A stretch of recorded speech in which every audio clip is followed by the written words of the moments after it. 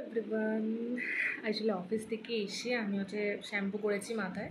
আর আজ যেহেতু মঙ্গলবার, হনুমানজির পুজো করেছি, তাই কমলাটি। তো আজকে আমি একটা জিনিস অর্ডার দিয়েছিলাম, সেটা এসছে। তো সেটা খুবই স্পেশাল, কারণ আমার বর বিয়ের যে মানে ছেলেদের বিয়ে হয়ে গেছে, এটা কী করে বোঝা যায়, ওই যে আংটি পরে থাকে। তো তো সে গয়নাগাটি আংটি পরে থাকা একদমই পছন্দ করে না। সে গায়ে কোনো অর্নামেন্টস বা কিছুই পরতে পছন্দ করে না।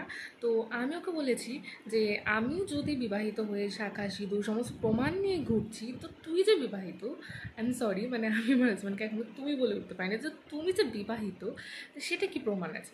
তো বলছে আমাকে আংটি ফাংটি পরাস না, তুই যদি ব্রেসলেট বা এরকম টাইপের হাতে পরার কিছু থাকে তাহলে তুই দে, তাহলে সেটা আমি পরবো। ওকে ঠিক আছে। তো আমি তাই ভাবলাম, এবারে তিনি তো বাইরে যাতায়াত করে, তাই সোনার উপর সব কিছু পরবেন না।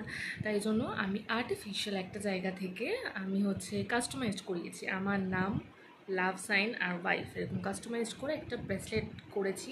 তো ব্রেসলেটটা আজকে এসছে, কালকে এসছিলো অ্যাকচুয়ালি।